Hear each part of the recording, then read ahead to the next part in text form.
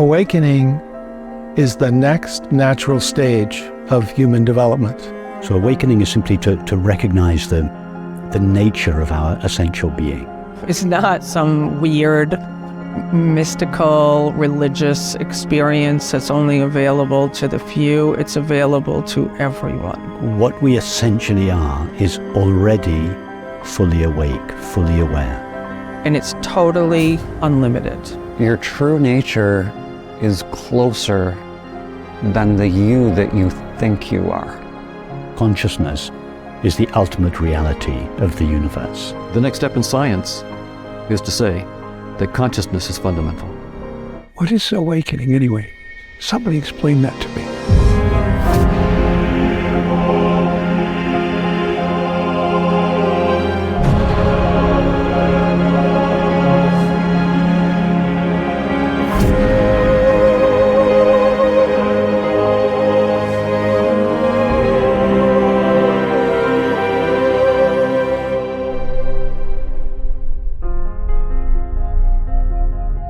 What is awakening? Whether you call it the true self, the immanent self, or no self, or Buddha nature, Tao, or Christ consciousness, it really doesn't matter. In this film, we're going to refer to it as awareness. Awareness is not the property of any religion. Awakening, or realizing awareness, is like waking from a dream. The dream of your character in the play of life. Through our characters, we experience the world in all of its beauty and its ugliness. We can call this experience of life and death duality. Around and around we go, fixated on the character's thoughts and sensations. Good and bad, war and peace, light and darkness, birth and death, until we wake up and find out we are not the character.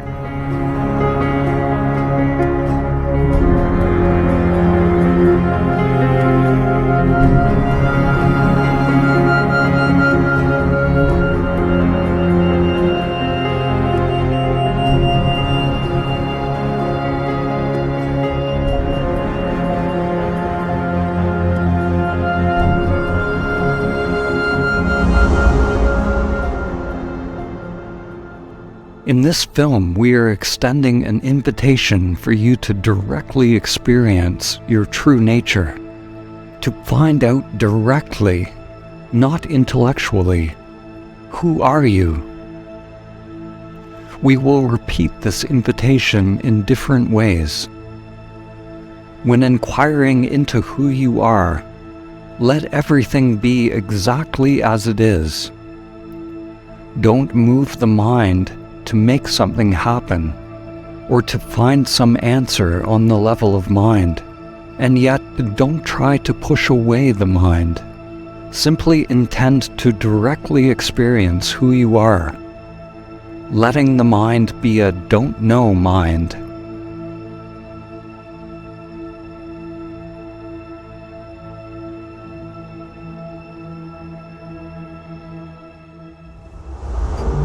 Awakening is the answer to all of the world's problems, on every level. All of the world's problems stem from a delusion, the fundamental delusion of the mind. And that delusion is that I am this limited character. When we're living from a small separate self, there's always some kind of perpetual dissatisfaction. So this can be big dissatisfaction like trauma, or it can be just this background feeling. Something's not right. Something's wrong. I'm missing something. Even when I have some pleasure, even when I achieve something in world, even when I have a good relationship, if I just have a pause or a moment, there's this dissatisfied feeling like I'm isolated or cut off from something. So this feeling, which it seems like most people have, can motivate us to awaken from that small separate self whose nature is a kind of separation anxiety. This limited character has a tendency to grasp for what it wants. It's just a collection of conditioned patterns of craving what it wants or trying to push away what it doesn't want. It's this endless process of, you could say, a pleasure principle, going after pleasure, avoiding pain. And if we believe we are this character, this conditioned pattern, then we suffer and we create suffering in the world. The world becomes a reflection of that egoic consciousness. The benefit of awakening is that you suffer less and the people around you suffer less. There's no doubt in my mind that my initial connection with my understanding of God was an awakening for me in my life, the biggest awakening that I've ever experienced. It was very much as if I had been asleep really for 50 years, walking around like a robot, just doing the things that I was taught to do from the time I was a young man. I had the whole formula down. Get the girl, get the car, get the job, get the house, get the spouse. A formula that I really thought was how life was supposed to work, until I got to be around 53 years old and I realized that while I had done most of those things and had become professionally successful to a degree, then I realized that none of it mattered. I woke up somewhere around the age of 53 realizing none of this matters. None of this means anything. I was shocked to find how little it really meant, how pointless it all was.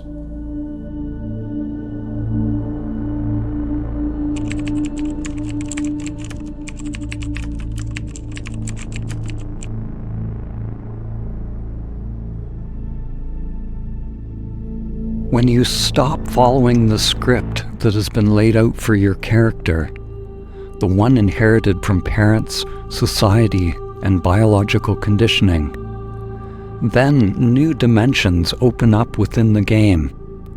The path opens up. But it is not a path to reach some destination. It is a pathless path, a stripping away of illusion to arrive exactly where you are, in the now.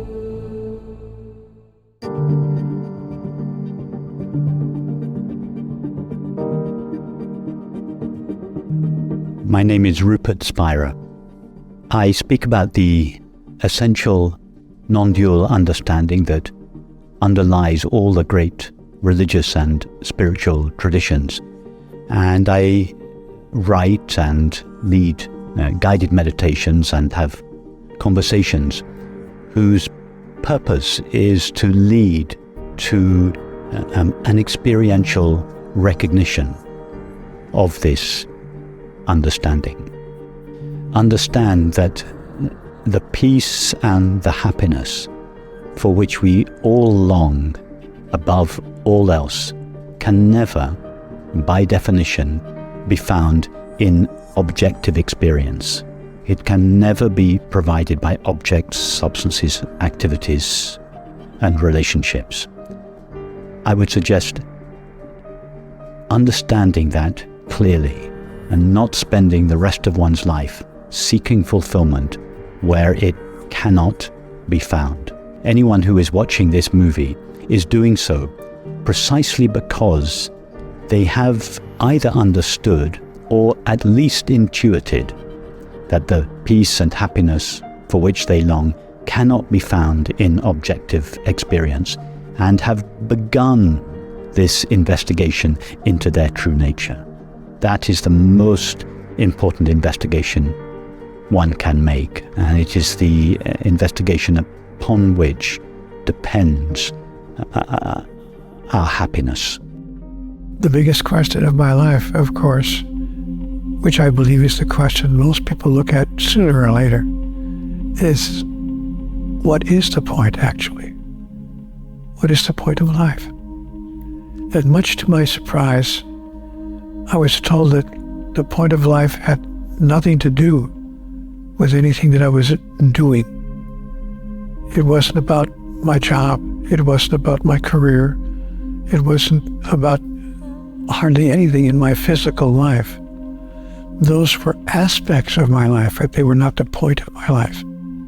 The point of my life, as I have come to understand it, was for me to experience, express, demonstrate, and fulfill my true identity, who I really am. I think that the biggest question that most people face is a question that hardly anyone ever asks themselves or ever answers. The biggest question of life, in my understanding, is, who am I? Who am I? Am I simply a physical entity, like a bird in the sky or a fish in the sea? Perhaps more sophisticated, but just a physical entity. I'm born, I live, I die. That's the beginning and the end of it. Or is it possible, just possible, that I'm more than that? Is it possible that I'm a spiritual entity, simply having a physical experience?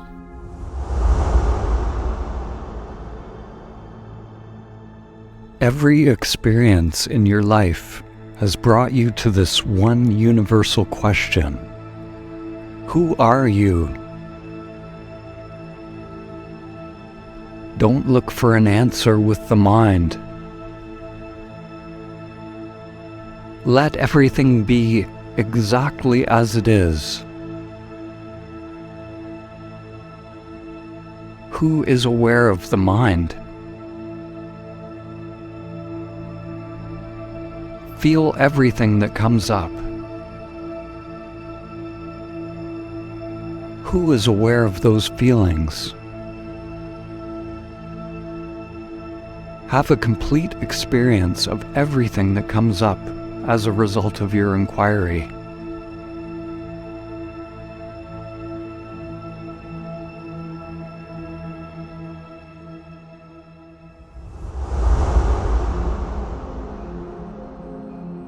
I'm Donald Hoffman, and I'm a professor emeritus of cognitive sciences at the University of California at Irvine. My work has been teaching students, although now I'm emeritus, so I don't teach.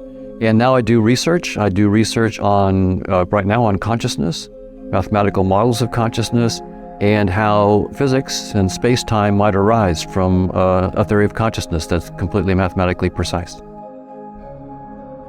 My own journey has been both from the spiritual side and from the science side. So my father was a minister, a fundamentalist Christian minister. So I got that, on Sundays, and I got science at school, and they conflicted, right? The stories I was getting were contradictory. And so as a teenager, I realized I needed to figure things out for myself. And I decided the question I wanted to answer was, are we machines? Are people just machines or not? I mean, from the physicalist point of view, we would just be machines. From a spiritual point of view, we wouldn't be machines. It wasn't precise enough to say what we would be. And so I decided to ask the question scientifically, are we just machines? And the best way I thought to do that would be to study artificial intelligence. And so I went to MIT and was in the artificial intelligence lab studying artificial intelligence, and also in what's now the brain and cognitive science department studying the human side of things, because I wanted to do both. I wanted to study what can machines do and what's special, if anything, about humans and human neuroscience. To answer the very question, are the spiritual traditions right? Are we more than just machines? Or is the physicalist scientific point of view right? And we are just machines, and consciousness is just an artifact of brain activity. The scientific materialist paradigm that has been predominant in the last century denies the existence of anything beyond the physical. Anything that cannot be verified by the scientific method. Science is at an impasse. It cannot move beyond the paradox that is fundamental to quantum physics, which brought it face to face with the observer, with consciousness itself. Likewise, religions are for the most part functioning only on the level of belief. They've lost their original purpose, which was to lead to direct experience of the truth of who and what we are. The split between science and spirituality has rendered both impoverished. Religions and spiritual systems desperately need rigorous methods, which can be shown to create conditions for awakening to happen. And science desperately needs an openness to the possibility of something beyond the physical. It is not about giving up religion or science, but about going deeper, being willing to change ourselves so that we become a better tool for investigation. We are the ones doing the experiment and the experiment itself. Religion has been the language and the container of these traditions of meditation, spirituality, that have been written down and passed on through the generations. Now, certainly there is some language that is very literal, which divides religions and divides cultures when things are taken literally. But if you feel the spirit of religion, you can follow the thread back to authentic awakening. Anyone has the potential, whether they have belief or no belief, because awakening is inherent within our human consciousness just by our human birth.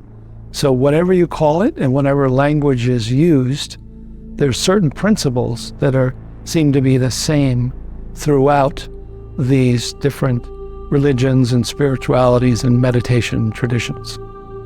When I was younger, this understanding was mainly available in the Eastern spiritual traditions. It was available in the Western traditions, but it was so disguised and codified in those traditions as to be almost inaccessible. So many people of my generation went physically, or at least intellectually, to the East to find this understanding.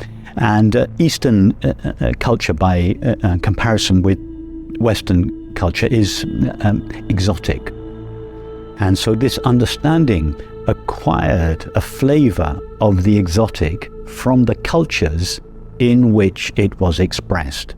And many people, myself included, thought as a result of this that there was something exotic about the non-dual understanding, that it required some extraordinary way of life. You had to give up family life, or grow your hair, or get a special name, or subscribe to some kind of teacher or tradition, or engage in strange practices. All these kind of things which had nothing to do with the core understanding, and they were to do with the culture in which the understanding was expressed at a particular time. So now the understanding has been completely divested of the traditional cultural packaging in which many of us first heard about it, and now just the essential understanding is available in a way that enables us to carry on leading our lives exactly as they are. Family life, work life. It's not necessary to make any external changes in one's life. The challenge we have on this planet is that we think there's more than one essence. So we live in a world of what I would call duality. There's male and female, black and white, big and small, fast and slow, up and down, here and there, before and after. But in fact, there's only one thing. All things are one thing. And there is only one thing. So it turns out that when we look deeply at everything, we see that here and there, big and small, fast and slow, up and down, left and right, male and female, are all the same thing, simply expressing different characteristics, but in no way separate from each other. I believe that all of us are individuations of God. I believe that God exists in, as, and through every human being, and for that matter, every sentient being in the cosmos. So I see then that I am in relationship to God as a wave is to the ocean. The wave is no different from the ocean. It's simply an arising of the ocean in individual form. And when that individuation is complete, the wave recedes back into the ocean whence it came, to arise again on another day. And so I believe that we are all individuations of divinity. And when we see everything as divine, we change our relationship with everything. And everything becomes different in our experience. That's how the world changes.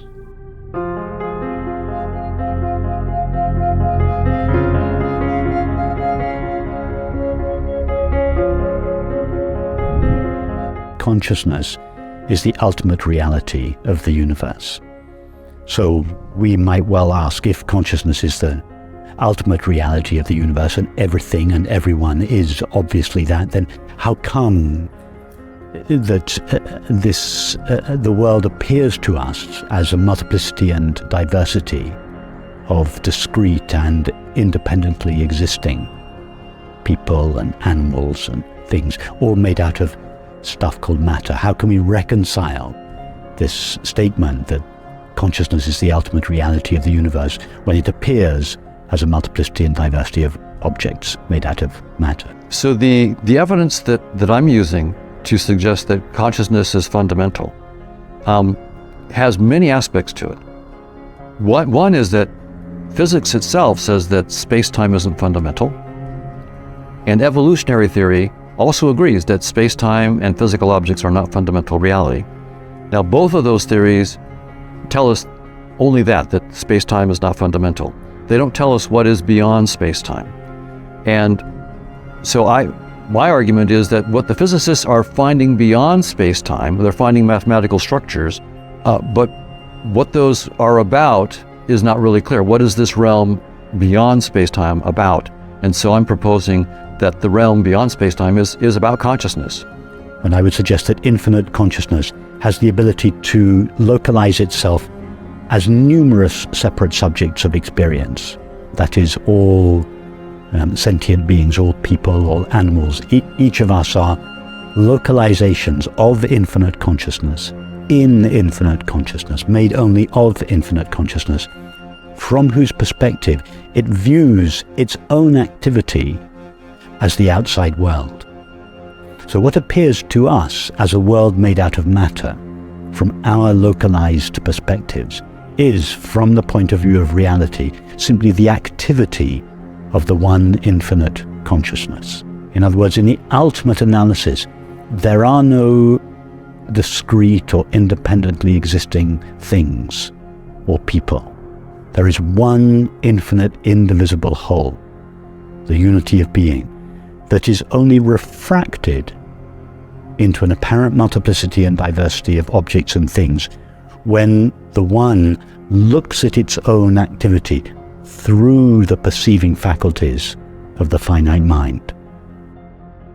If we are awake, we realize that there's one awareness that is disguised as all of these different beings on the planet. One awareness shining through everyone's eyes. Then we literally see ourselves in others, and that tendency to operate as an ego, the tendency to take for oneself, falls away because we directly realize the truth. The truth is that we're all one consciousness. The experience of my spiritual self was only possible in the realm of the physical for a very good reason. Because only in the realm of the physical was the opposite available. In other words, just to use a simple example, if I wanted to experience myself, if I could speak metaphorically, as the light, I couldn't experience being the light if I was amidst the light, nothing else around me but the light. which is a perfect definition of the realm of the spiritual.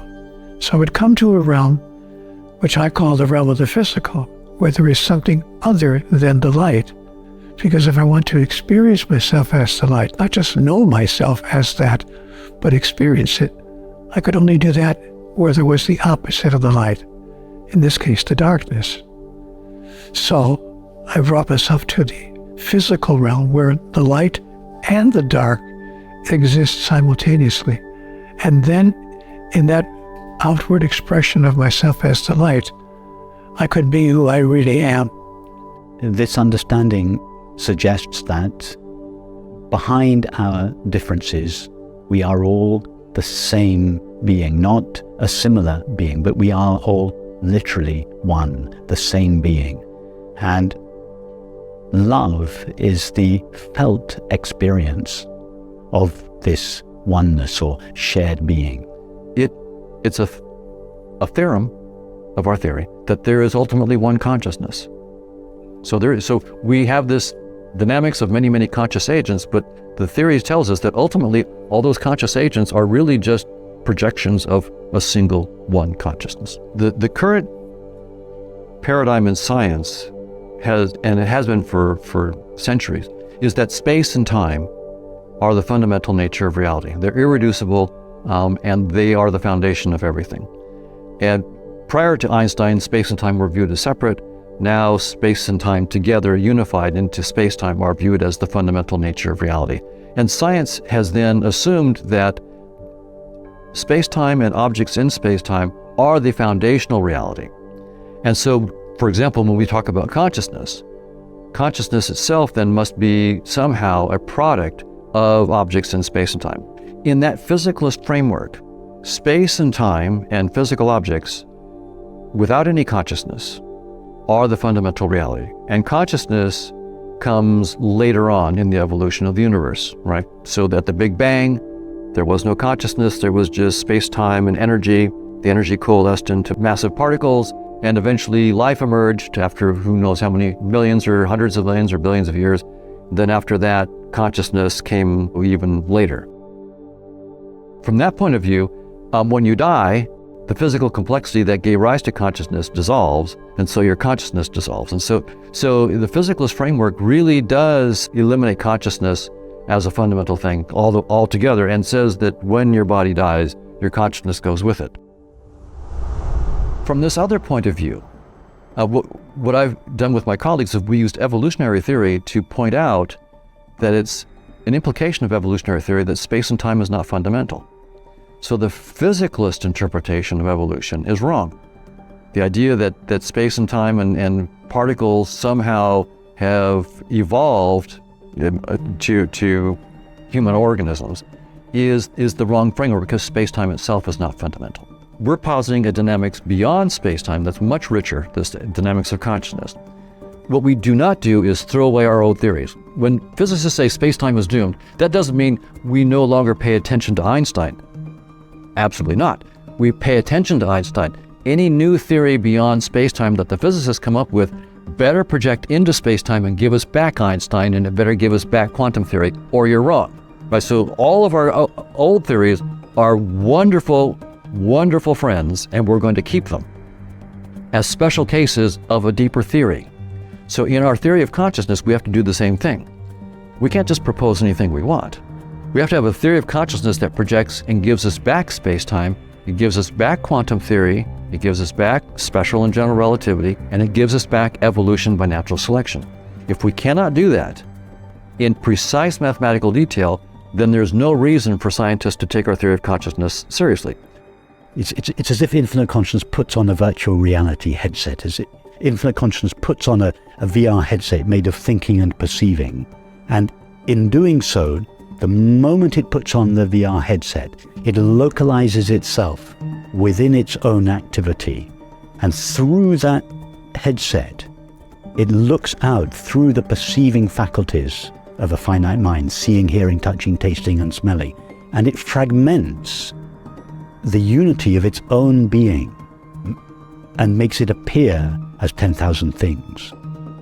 What I'm suggesting is that there is very much more to the universe than the finite mind. I'm not suggesting that the universe only appears in each of our finite minds. The universe exists outside of our finite mind, but inside consciousness. But it is the limitations of our finite mind that give the universe its appearance. So when we look out at the universe, we're seeing the reality that exists prior to its being perceived. But we are seeing it through the lens of our perceiving faculties, which gives it its appearance. So the idea of awakening in many spiritual traditions has been the idea that what we have taken as reality, objects in space and time, our physical bodies and so forth, is not the final reality, that there's a much deeper reality, a reality of consciousness that transcends space and time and physical objects, and that we're not divorced from that reality. That reality is, in some sense, the essence of what we are. And so awakening is awakening from the illusion that I'm just a little body in space and time to the fact that I'm, in fact, the author of everything I see inside of space and time. I create it on the fly as I look and perceive.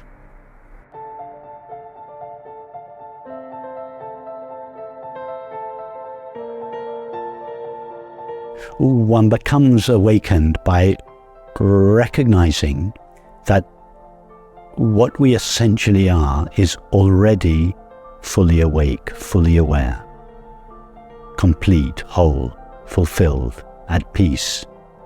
It's like asking how does the sun become illuminated?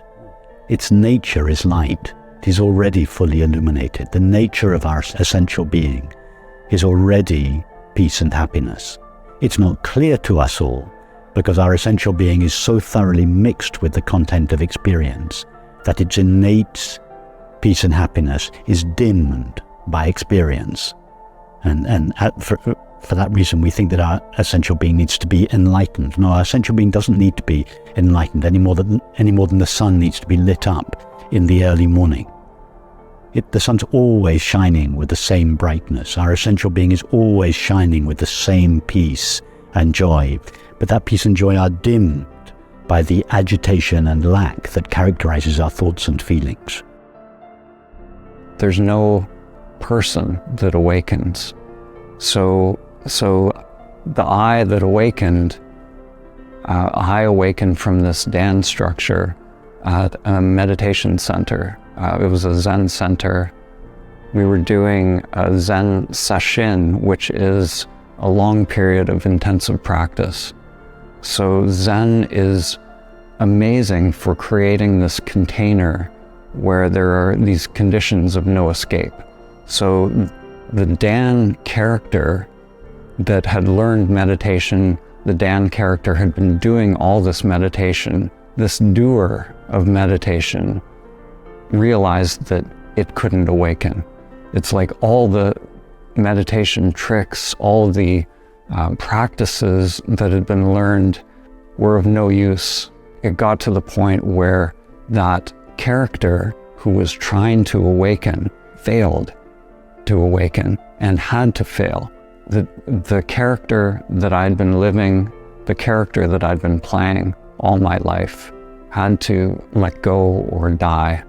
And what was left when that character, when there was no doer, when there was no meditator meditating or doing something called meditation, what was left was my true nature, or me, just me.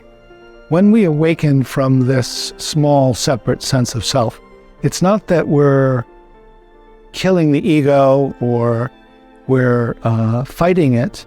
It's actually we're allowing it to semi-retire from its job of ego identity and then relax to be part of our team, part of our consciousness. And this gives us a sense of freedom immediately, that we're not looking at the world through a small lens, that we're open-hearted and open-minded in a way that's expansive, and yet at the same time more intimately connected. Enlightenment is not about becoming awakened. Nobody becomes awakened or enlightened. It's a recognition of the light of pure knowing, whose nature is peace and happiness, that we always and already are. My name is Lisa Natoli, and I'm known as a spiritual teacher. I teach about healing and awakening and transformation. Awakening is the recognition of your true nature, and it's the realization of what you really are, which is consciousness.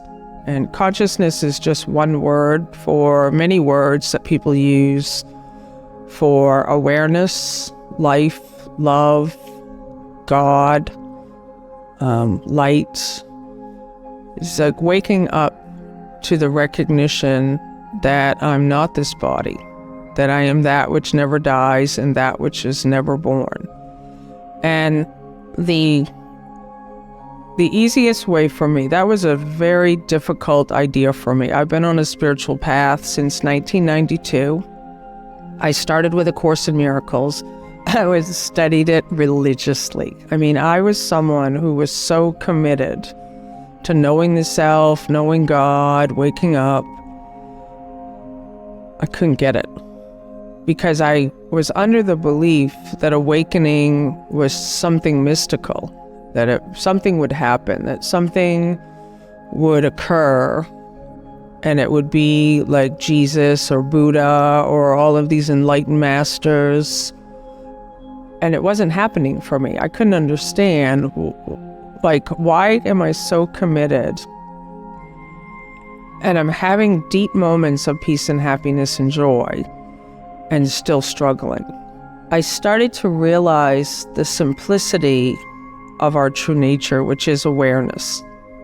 So, for someone who's listening to me right now, the awareness that's hearing this voice, that's what we are. And it doesn't have a location, it doesn't have a gender, it doesn't have a color, it doesn't have a body, and it's totally unlimited.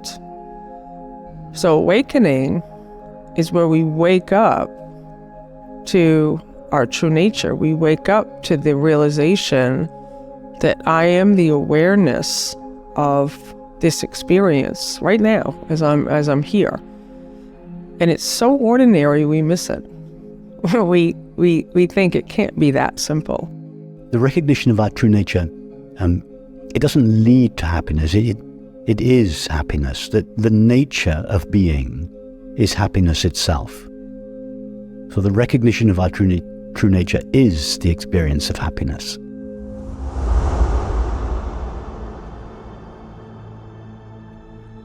Who is aware in this moment? The mind will look for something or try to complicate it.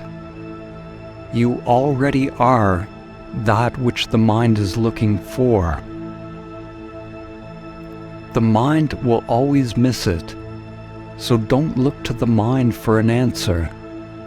Don't push away your thoughts, and don't get caught in the thoughts. Simply let go of the interest or attachment to thoughts, ideas, and beliefs. Intend to directly experience who you are. Don't try to negate the mind or to achieve some state. All doing, all manipulation, all movement is more controlling by the mind. Allow the mind to be as it is.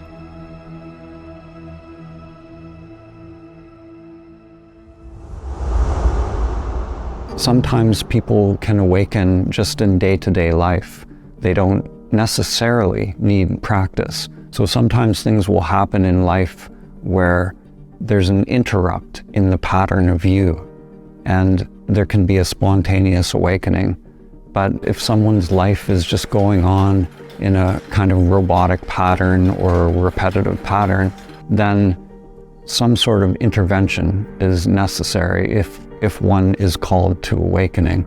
And that interrupt in the pattern of view is sometimes called sadhana or spiritual practice. And these practices are always conditioned. They're something that we learn with the conditioned mind, so they can make it more likely for awakening to happen, sort of by loosening the bonds within the self-structure. Sometimes they say that awakening happens by accident, but the practice makes you more accident-prone. The techniques, the practices can be very useful to make you more accident-prone, but they, at a certain point, have to be let go. Because if the mind is continuously doing some practice or something, then the mind has the reins. The mind is in the driver's seat.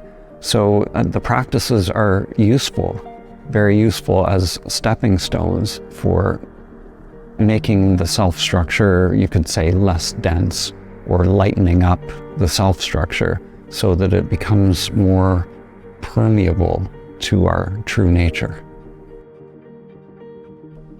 The paradox with practice is that when you finally awaken, you realize that all of the practices were being done by the false self, the character in the VR game, and that you, the true self, was never bound. All you have to do is give up the preferences of the ego, to give up the fixation on things. Anything within the field of changing phenomena is not the true self. The you that you think you are, the you that you've always been identified with, will never awaken. You awaken from that character.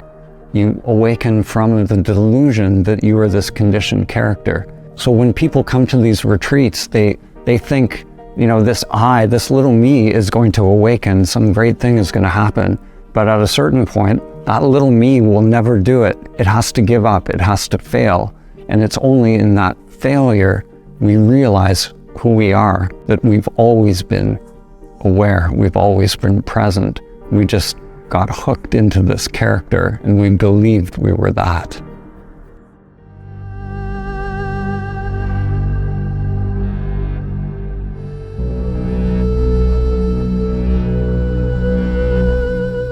I started my spiritual search in the classical Advaita Vedanta tradition, which was a devotional path that involved mantra meditation, which I practiced very diligently for 20 years.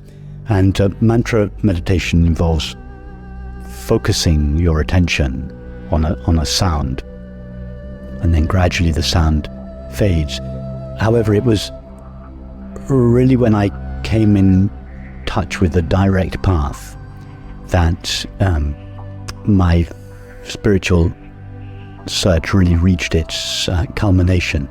Because in this direct approach, we don't give our attention to any object, however subtle, for instance, a mantra, a sound, the breath.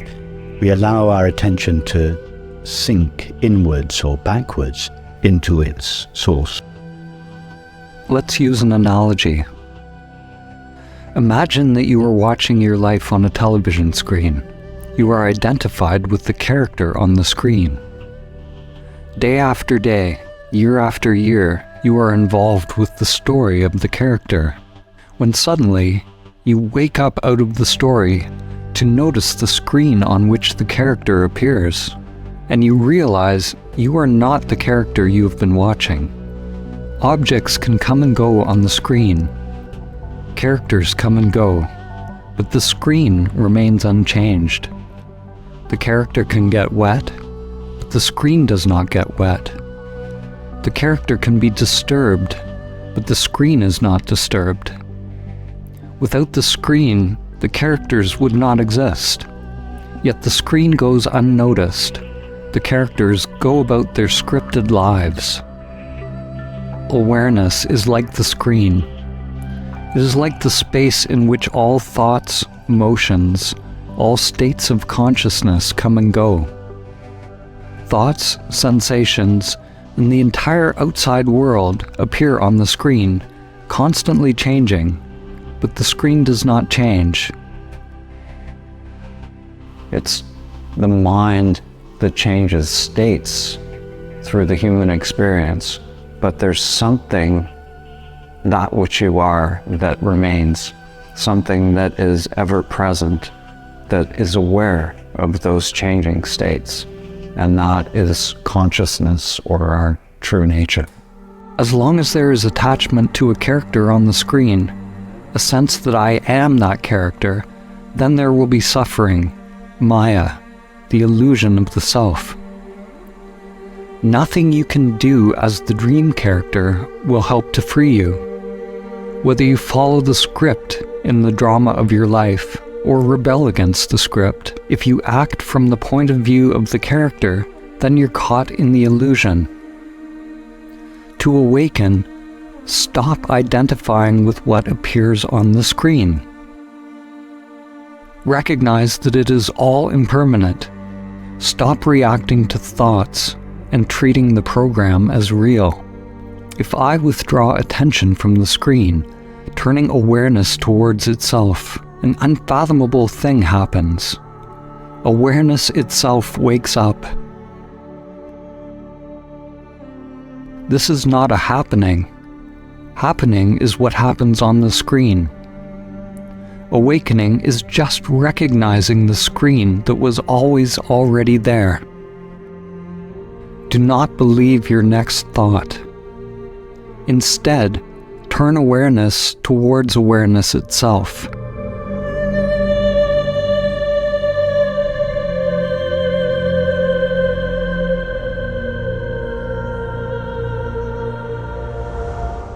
I have always been myself. My sense of myself runs throughout my life. It remains consistently present throughout my life. What is present in me now that was present yesterday, last year, 10 years ago, and when I was a 2-year-old child?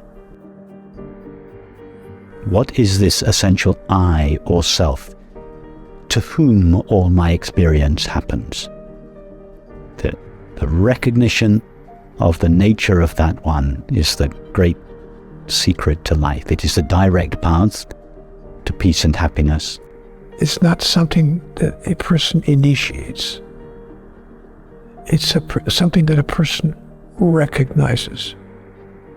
To recognize, that is to know again what we've known from the beginning, but have simply forgotten or denied or failed to believe.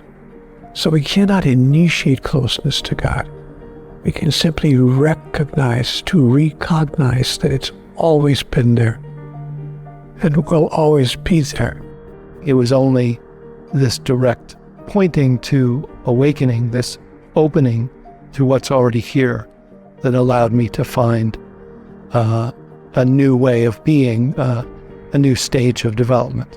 Many people think it's a very impossible or out of reach goal to know the self. And my own sort of purpose as a teacher, just because of my own awakening, has really been wanting to make it very practical, very down to earth. I love to teach people. It's available to everyone. If we believe and feel that we are a temporary, finite, separate self, we are, whether we know it or not, searching for peace and happiness. In other words, it's not possible to be a separate self or to feel oneself as a separate self and not be in search of happiness. So what is required in this case is to reorientate one's search for happiness. Instead of seeking for happiness in the objective content of experience, to seek happiness in oneself. So the spiritual practice that is required is to direct one's attention, or more accurately, to relax one's attention into its source, pure awareness, rather than direct it towards an object, substance, activity, relationship, and so on.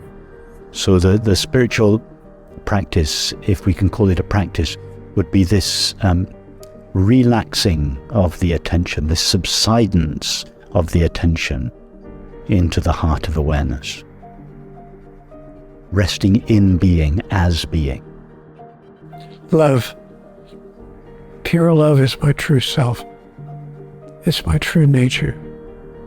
Pure love for everyone and everything, for every aspect of life, even those things with which I disagree. For one who has recognized the nature of their being, they know their being as the source of the peace and happiness for which they long. So the world no longer becomes the place in which they seek happiness, seek fulfillment. It doesn't mean to say that such a person no longer has desires, but the desires are not there to fulfill the sense of lack that is characteristic of the separate self. As such a person has found the source of happiness within themselves, and their desires come from that sense of happiness. They do not go towards it. For instance, in the realm of relationship, it makes a big difference to our relationships. We no longer seek an other to fulfill the needs of ourself. We seek another to share the experience of happiness that we already have. And this relieves our friends of the impossible burden of providing happiness for a voracious, unsatisfied self. Nothing occurs in my life that has not brought me benefit or will not bring me benefit, in the sense that every moment, every activity, every outcome moves me forward in the process of the evolution of my soul.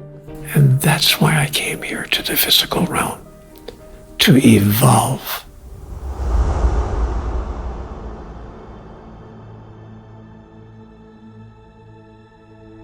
Remain open. Feel your inner aliveness, letting energy circulate freely. Don't try to make anything happen.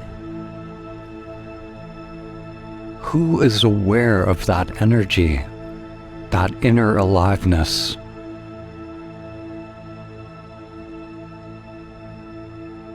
Notice the mind's tendency to control and manipulate, to get involved.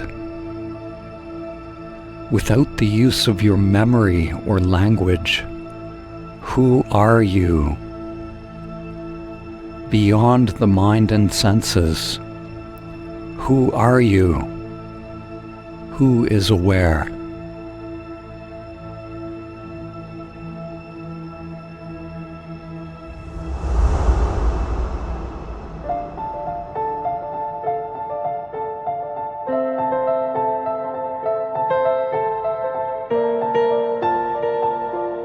Many people who are hearing these ideas for the first time, they've never even heard of the idea of the self. In my mind, there's two different camps of people. There are those who are on a spiritual path and they have heard this idea. They're trying to reach the self. They're trying to be the self. They're seeking, they're searching. And then there's other people who have just been living their life. They've never heard of these ideas before. They've never heard of know thyself. And many people think know thyself means know the body, know yourself, be authentic. What it really means is to know thyself, is to know what you are in truth, to really know your true nature.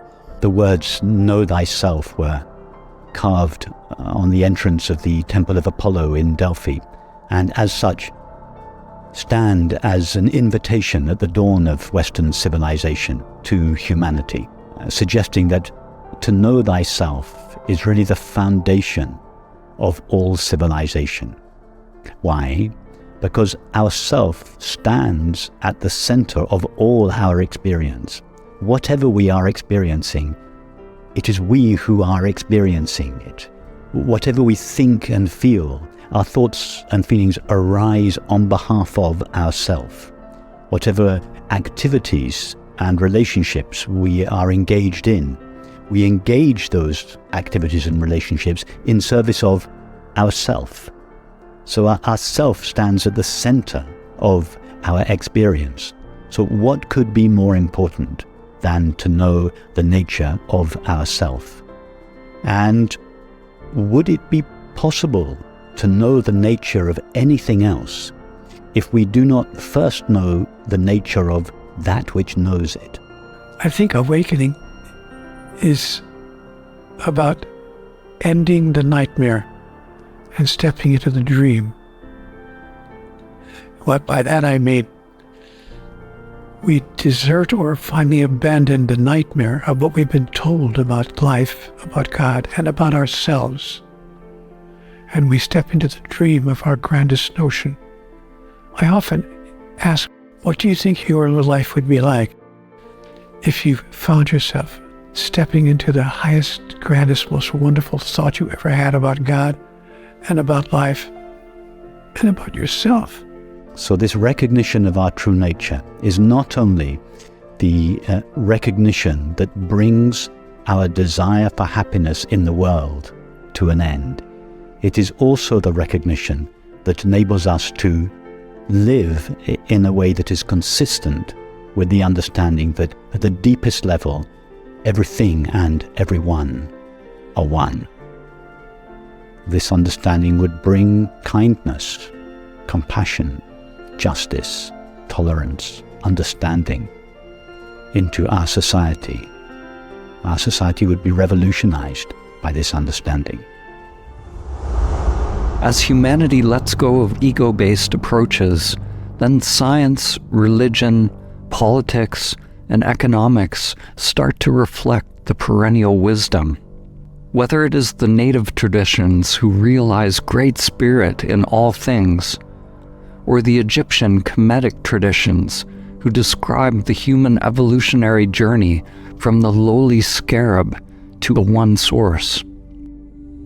Or when we hear the words of the mystics of the Christian, Hindu, Muslim, or Buddhist traditions, or the teachings of Plato and Plotinus, we find that those who have realized their true nature speak of groupings of conscious agents. Of course, they use the language of their culture and times to express the one perennial truth. Science is now starting to see not a world of unconscious particles and fields, but a universe made of conscious agents. Something new is emerging in the world of science. As Nikola Tesla said, the day science begins to study non-physical phenomena, it will make more progress in 1 decade than in all the previous centuries of its existence. That day is today.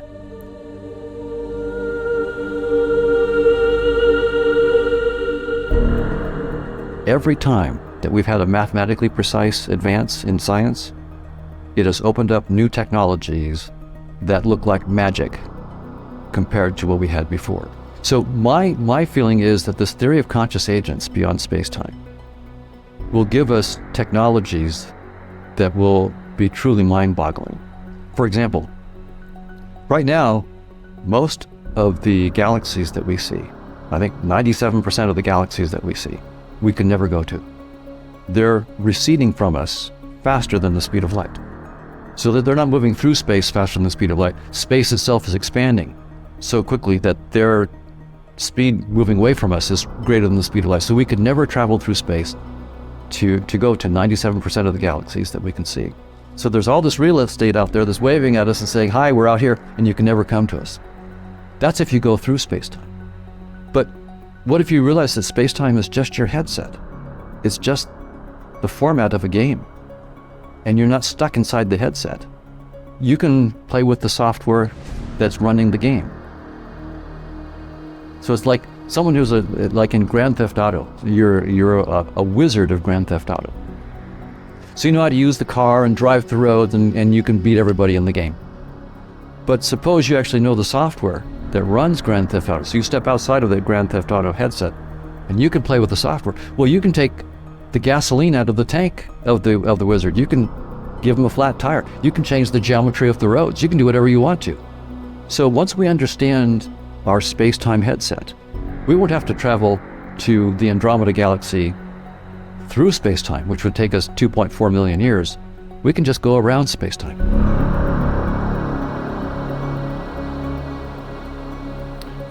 I see the world around me as stepping into a greater expression and experience of what it means to be human and what it means to be an aspect of divinity.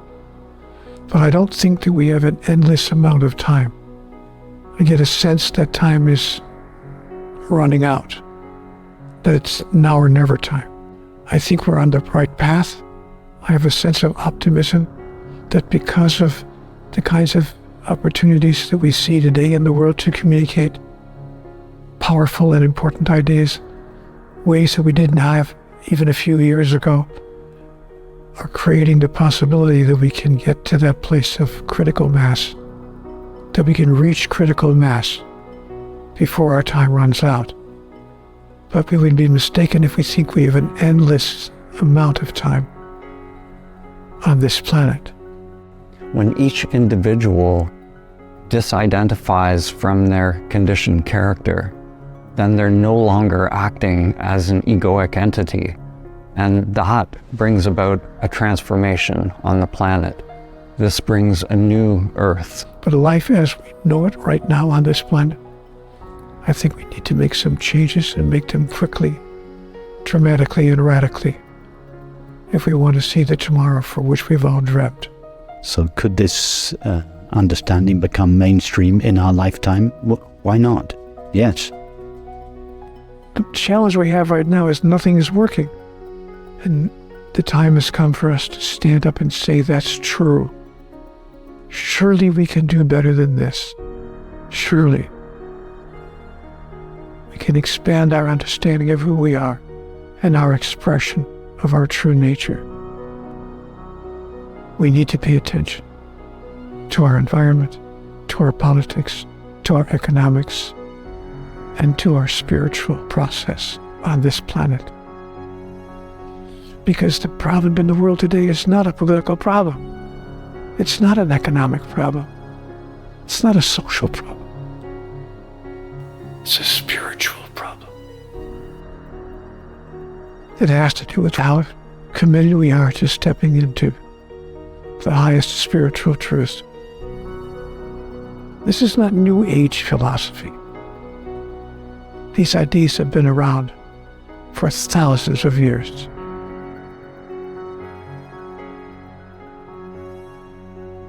The perennial wisdom has been expressed through countless traditions and cultures, and like awareness itself, has always been hidden in plain view.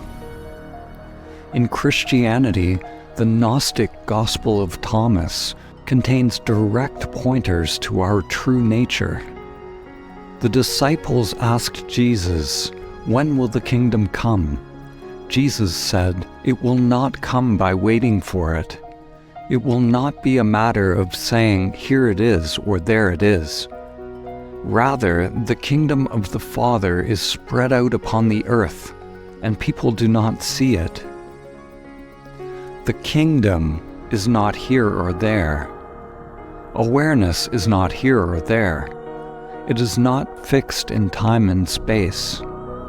If you are waiting for something to happen, for some outward event or some state, some ascension, some healing or some energy, then your conditioned mind is still seeking.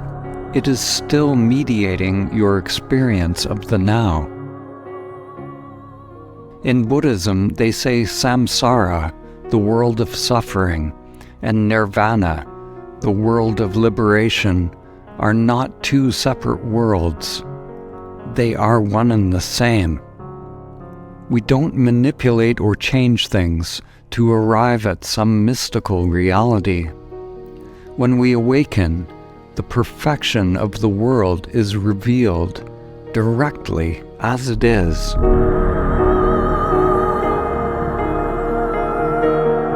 Is it possible to simply be here and now in this moment, unmediated by that seeking mind? Is it possible to be okay with this moment as it is? to simply be